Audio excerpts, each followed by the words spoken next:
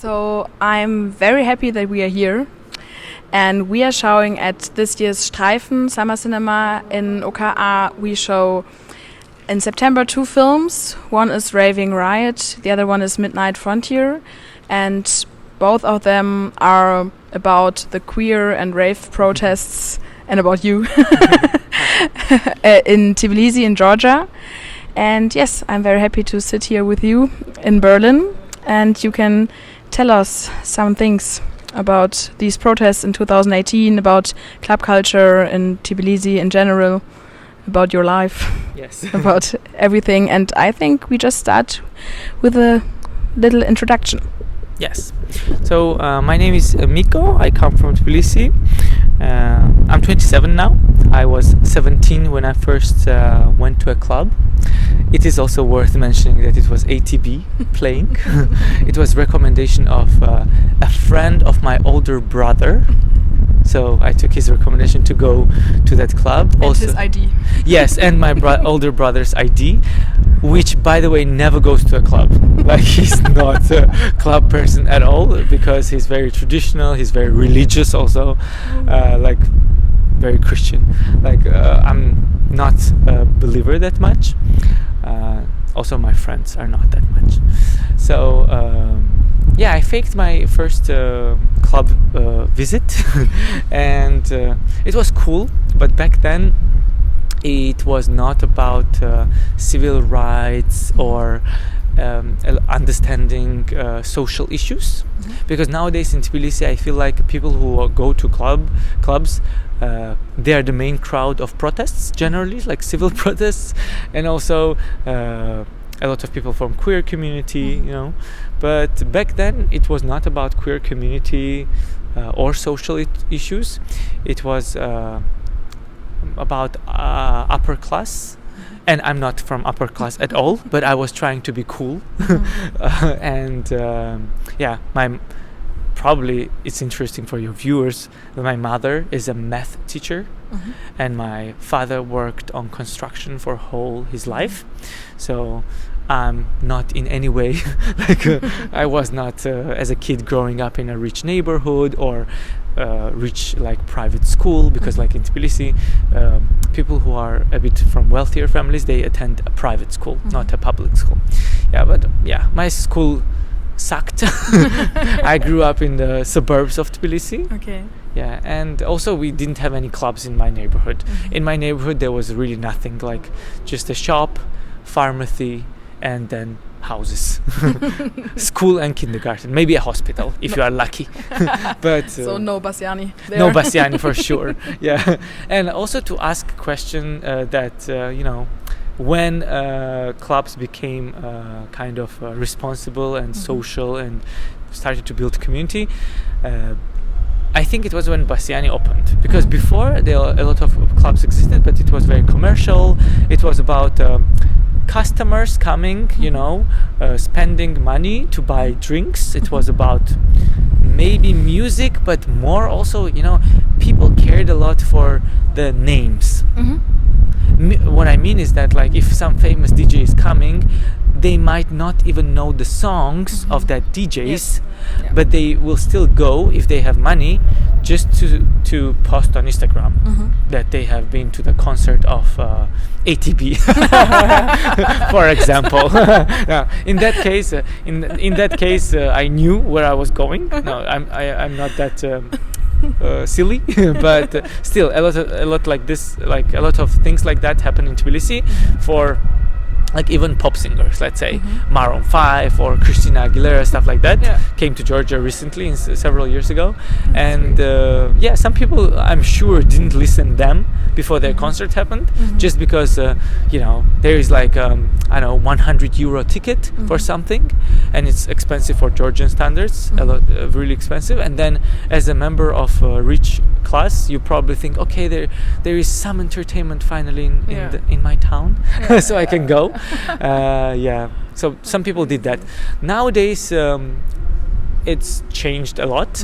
So club culture is not about like capitalism or like consumer and club relations, but it's more about culture, I would say, and also enjoying music and understanding many things around you. Let's say if you don't understand social issues like division between classes in Georgia, if you have never struggled with basic food, I don't know if you will enjoy Bassiani. So I don't know, because people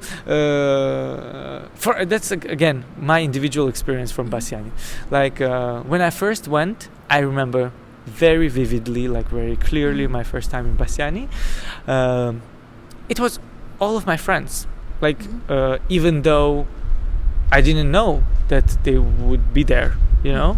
I knew most of the people there, so I felt welcome, I felt safe. And I remember first time it was also for me like place where I could like go wild. But also that went really fast, you know, because turns out you don't need that much. Like I mean in a sense of going wild, like because maybe I went to Bassiani like first 3 times, and then I felt like, okay, like I've done all the crazy things. so now I can enjoy music, like enjoy music or see my friends, like I don't know, look around, enjoy the moment. Because in the beginning it was like, wow, some like techno club opening in Tbilisi, like place where it's hard to get because it's like face control and stuff like that. And it seemed also like, wow, what if they don't let me in? Like, is my life ruined now?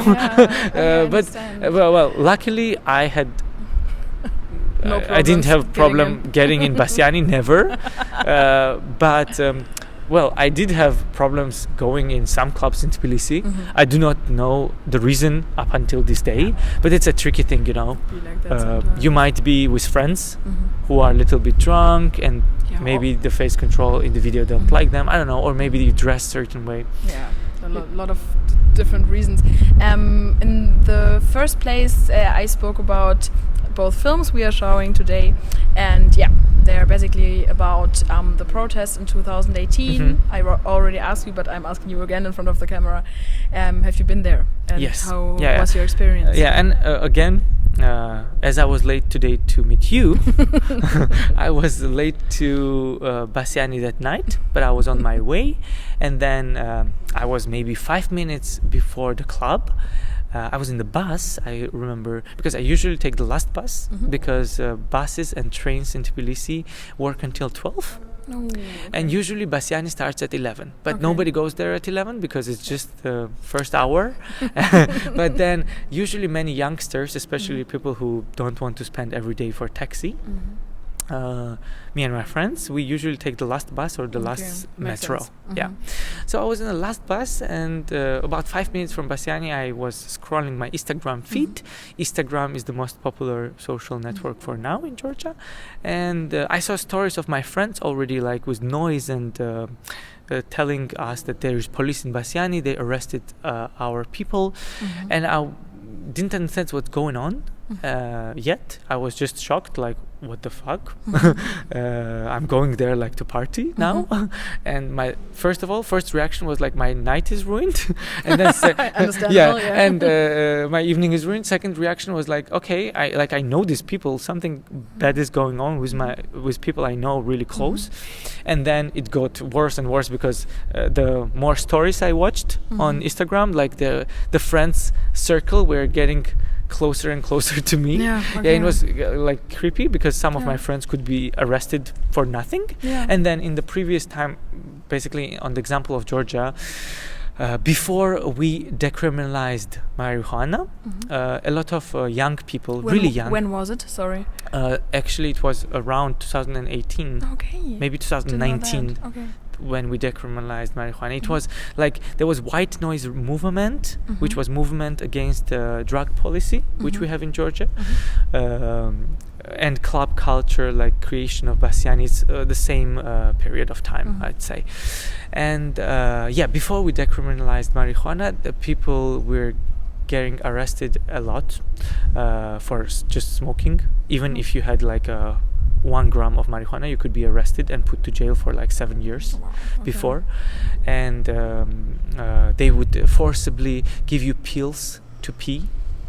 Oh, really? Yeah, in the police station. And it was also not just stressful, but very scary experience. If you're like 18 or 19, you don't want any problems with police. You don't want police calling your parents. Like, you don't need. Also, in our society, what your parents, neighbors and relatives think about you, basically your public image is a big deal. It's very important. Yeah, it's very important. I would say for me personally, not anymore. Not important anymore, because like I'm very outspoken. I'm very public. Everybody knows my life. Everybody knows about my relationship with like guys. That I'm not straight, or like I'm not heterosexual. Straight is an old term. It's not used anymore. Yeah, I just learned it. Yeah. So like basically I have no problem with talking, speaking up, but many people cannot do the same.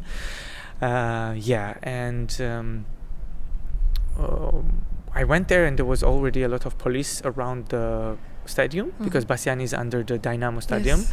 Dynamo Stadium itself is huge. It's, I think, for 54,000 people. Okay. So the underneath this abandoned pool is now the club. This is the main dance floor.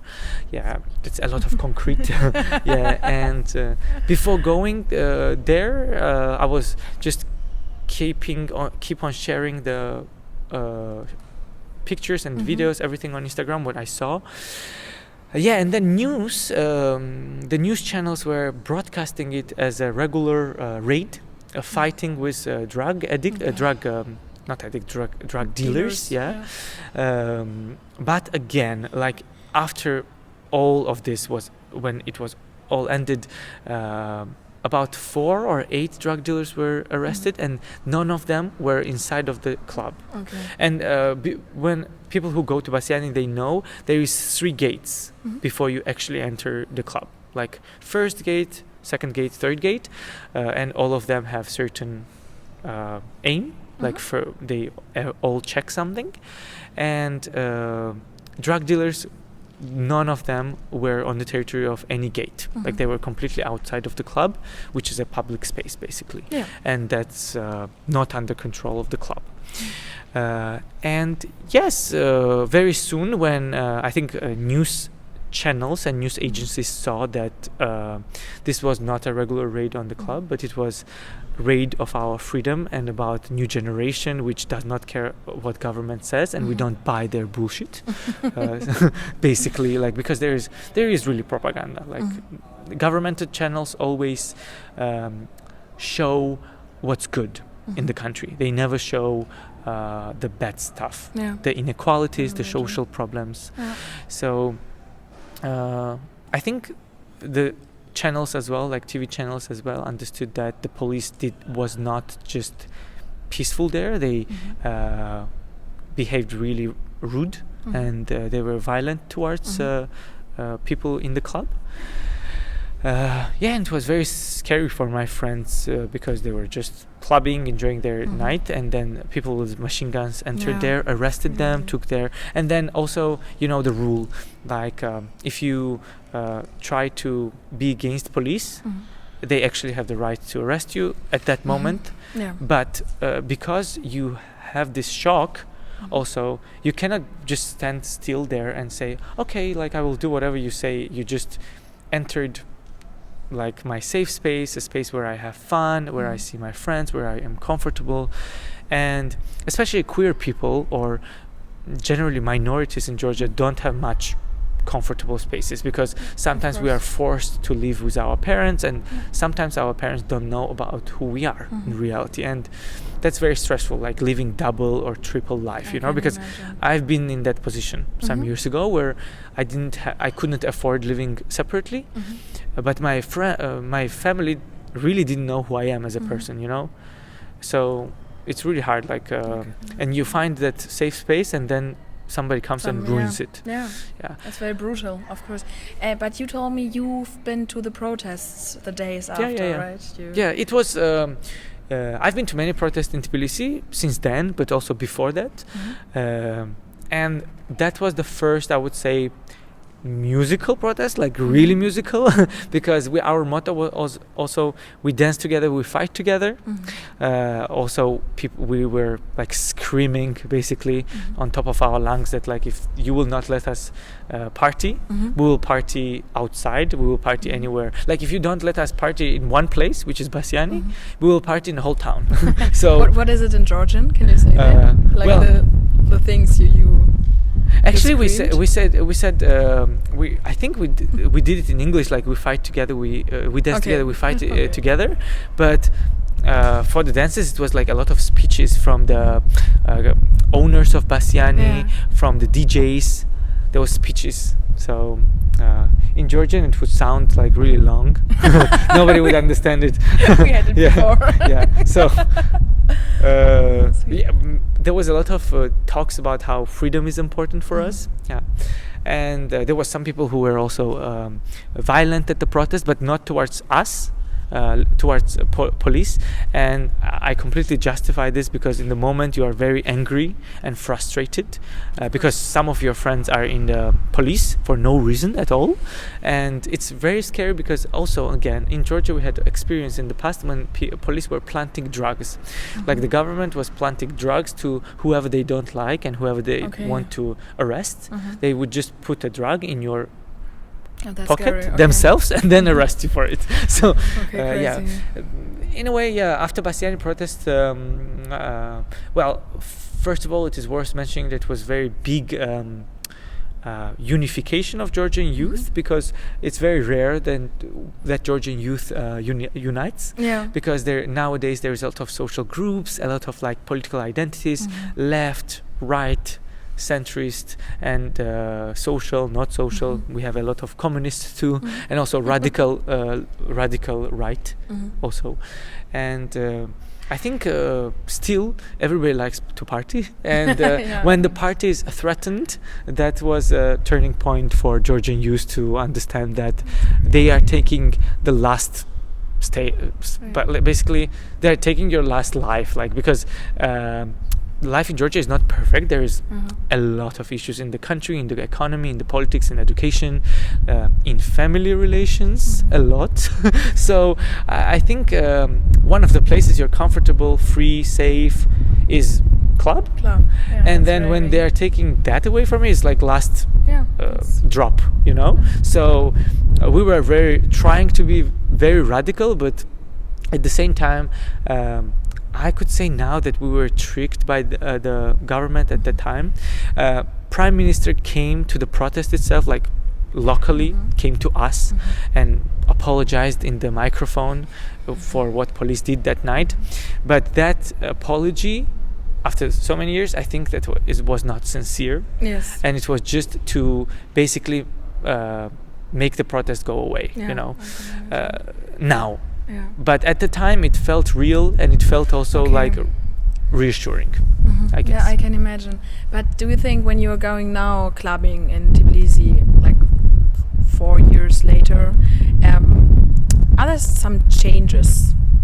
Or other way around, is there like, do you still feel the aftermath of the protests in 2018? Did some things change? I would say definitely that now I'm not worried, even also after the coronavirus and pandemic, because 1 year also now I think I can confess that I did go to I think 2 or 3 illegal parties during the lockdown. Now it's not a threat anymore for me to say this, but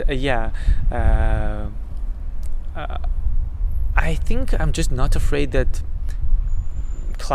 somebody will take away club from me, you know, like somebody will close Bassiani, let's say. I don't think that will ever happen, but like Georgia is a country of turbulent politics, like a lot of changes. We have really big countries around us, like Iran, Turkey, Russia, and not the best neighborhood, let me say. And I don't mean people, obviously. I don't have anything against like individuals, but country-wise and political-wise, it's not very peaceful region, the Caucasus, and you never know whether it will be war or unemployment or economical crisis. So it's not really it's best place to be, but not the best place to be at the same time. Like I love Georgia. I still live there. I'm 27 years old. Yeah, this was one question I wrote down this morning, because I wanted to ask you, and I didn't know if I should or not, because I think it was a decision that you stayed there in Tbilisi in Georgia. And did you have some moments where you were wondering if you go to Berlin or to another city and leave? Yes, there was many times, especially I think for me personally, I think it's because of me, not because of Georgia, but relationship between me and my family stresses me out a lot, because I'm an activist in Tbilisi, human rights activist. That is something.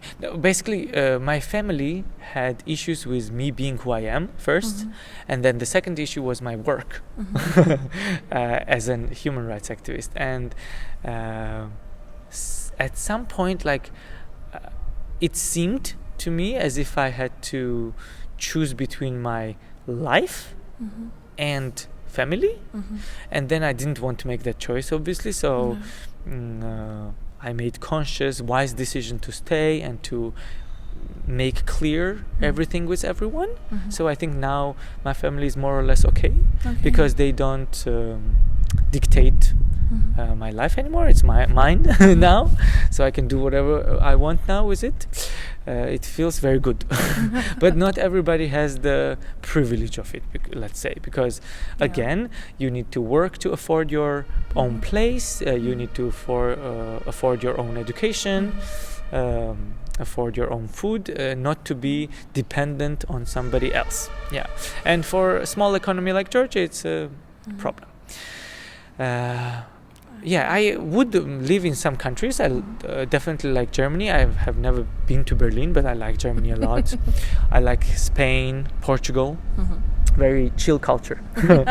Georgians like to, drink wine and have parties too. Even as a family, like traditional people, religious people, they like parties as well. So we do that. Now, living in Georgia is like. At least for me, it's like going to the protest every month, and it's a bit tiring.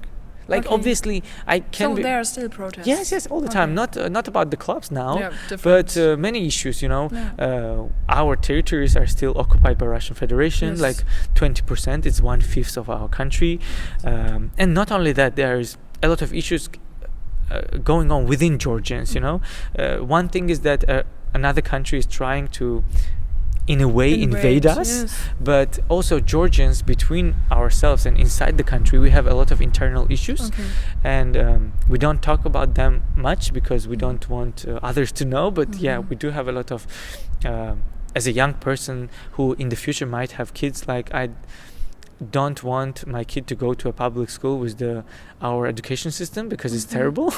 I went through it and I know, so I would wish better from my children, let's say. That's the ideal future I have. So let's hope that all the future teachers and future people working everywhere are just going to party together and then educate themselves. Yes. I mean, no, seriously, but people who go to clubbing, most of them at least, my friends, they know about social inequalities. They know what is like hard life, but also, it's true that a lot of wealthy people go clubbing, but in the end of the day, like these many friendships, I really do believe, from my individual experience, I think when like richer and poorer class meets each other, they spend time, I think they know each other's problems at least, and then both of your problems seems no problem anymore. Because you can help each other and solve. Maybe one will I'm being very stereotypical now, but maybe one will complain about house rent, another will complain about the way they look, and they both will comfort each other in some way, I don't know, or help each other. That's sweet. And boost each that other's picture. boost each other's self-confidence and like, put makeup together. I don't know. That's very sweet. So maybe these were very sweet last words. Yeah, I for would our just talk. So anything. feel free to say something. Again, for me, clubbing is about sharing love, caring for each other. So I hope people do that. Don't create problems. Don't fight. Never. There's nothing to fight for. Like fight for freedom and fight for the right to party. Otherwise, just love each other. Make love, not war. It sounds very hippie, but I mean, I really mean it. And when you're alone, if you don't ask for help, nobody can know, because sometimes like depression is not that visible. So if you need help, definitely ask and try to speak up, and then there will be people around you who will support you any way they can. Sweet. Yeah. Thank you. And thank you.